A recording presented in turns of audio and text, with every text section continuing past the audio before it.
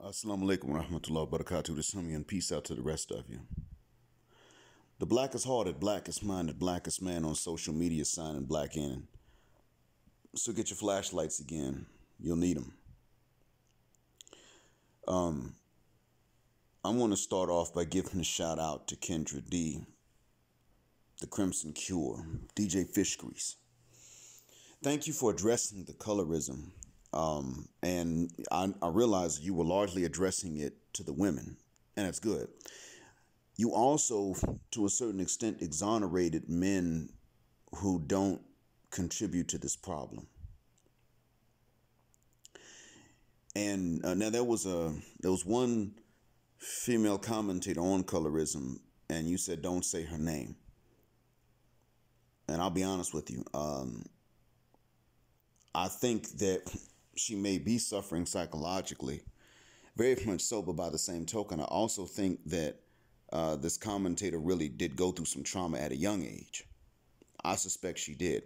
When she got older, the trauma stayed, and she wasn't sure which situations she faced based on what she dealt with as a kid, which was colorism, and what was based on something else. So in other words, I think as a kid, she really went through it. And then as she got older, she misidentified other causes as being colorism.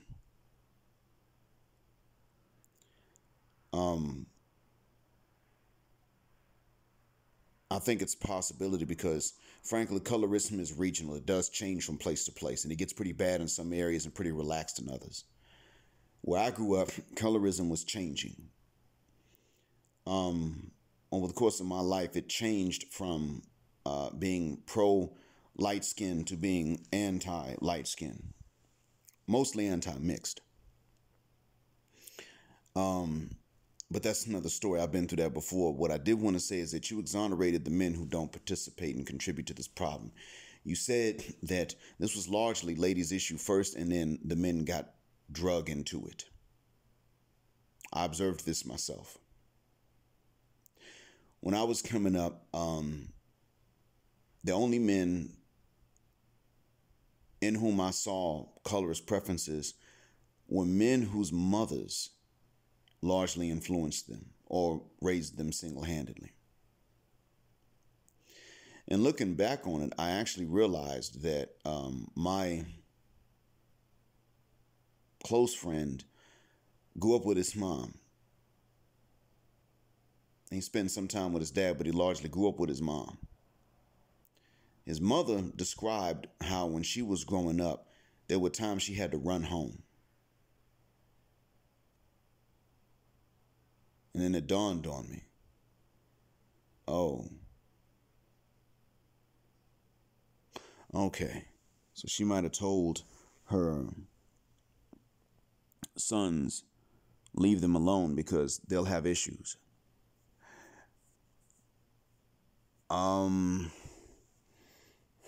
I think she probably believed it. That if her sons married abundantly melanated women, these women would turn around and fight them. And here's a funny thing. This friend said he liked his women bright skinned, and he really did seem to, but his first girlfriend was abundantly melanated.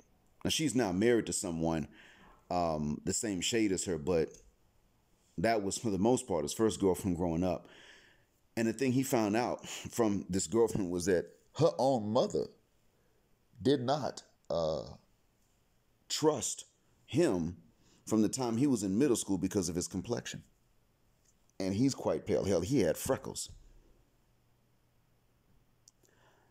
So, and his sister had green eyes. She's deceased, but his sister was a green-eyed lady. And I thought to myself when I thought back on this, wow, that explains a lot. So that would be why everybody outside of his first girlfriend was paler skinned or in the lighter end of the middle every time. So now I get it. Got it. He learned it from his mom. His dad would not have passed this on to him, but his mom did.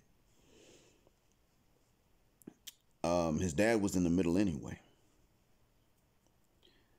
And he learned from his first girlfriend that her mother distrusted him while he was still in middle school because of his shade. Don't trust him, yellow Negroes. Both of them were told to have a particular preference from their mothers, and neither of their fathers ever told them this.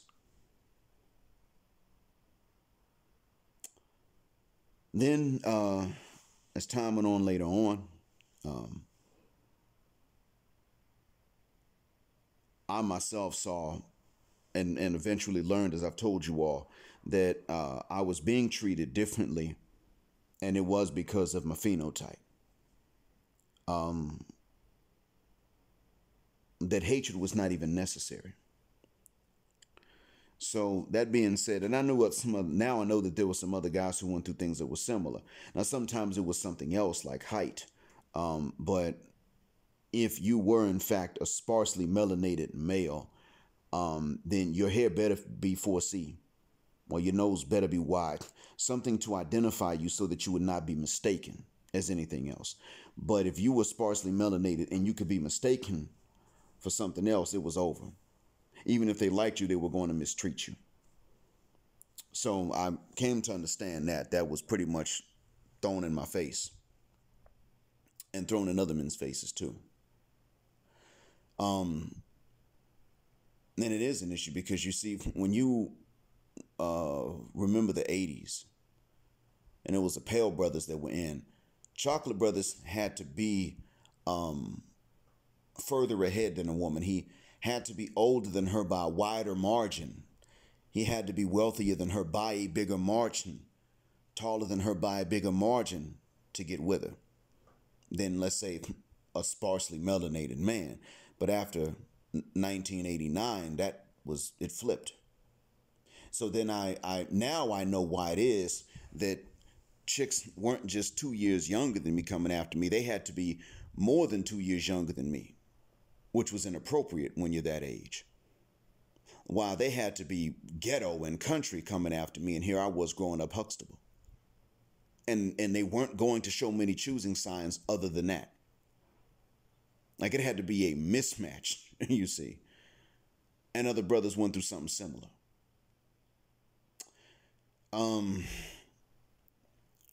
Other things could factor into that, but this was a major issue. We were drug into it. We didn't start it. This is true. And I think we just need to be honest about it. Gentlemen,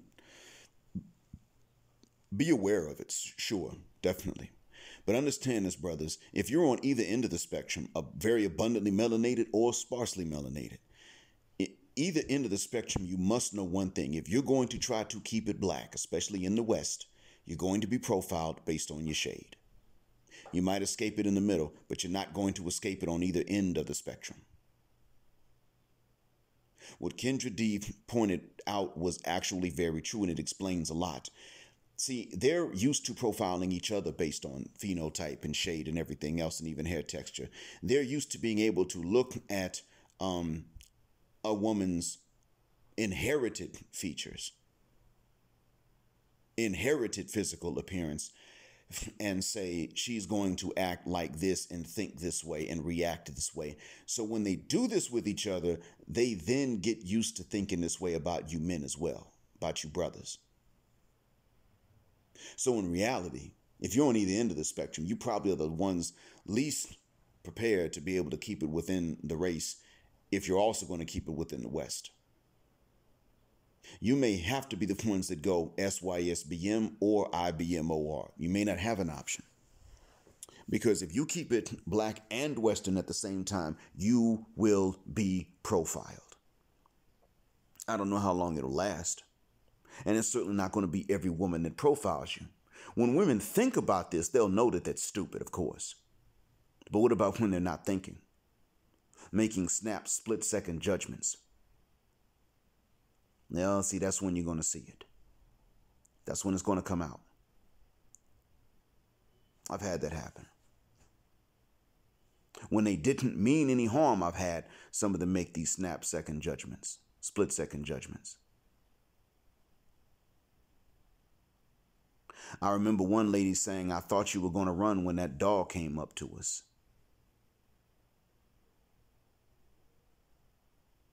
She thought while I was walking with her and a dog came running towards her, she thought I was going to run. I can recall that. It's crazy as hell, but in reality, she didn't have time to really think. She said that she was actually prepared, like she forgot I was even there. She just did. She so didn't, and this is someone that was interested in me. She so did not expect me to stay there and stand between her and this growling mutt that she was prepared to try to fight this thing on her own or escape. That blows my father-mucking mind when I think about it, when I look back on it.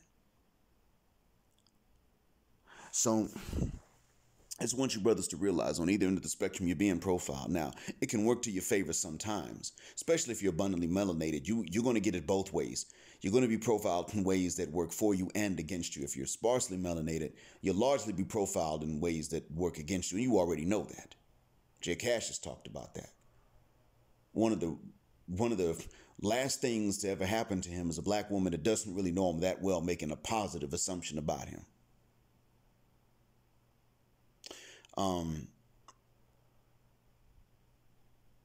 But Kendra D explained why. And it's quite simple. It is largely projection. They're doing it to each other. They actually, in many cases, believe they can profile each other successfully. And therefore, they're doing it to men.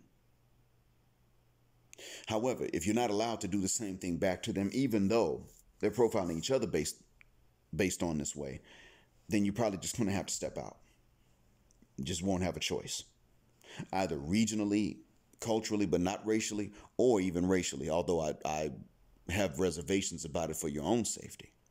That'll happen.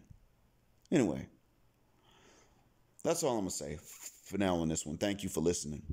Black Heart, Black Mind, Blackout. Thank you, Kendra D. Assalamu alaikum. And black heterosexual, non-select male power just because they don't like it, and black patriarchy until extinction or judgment day.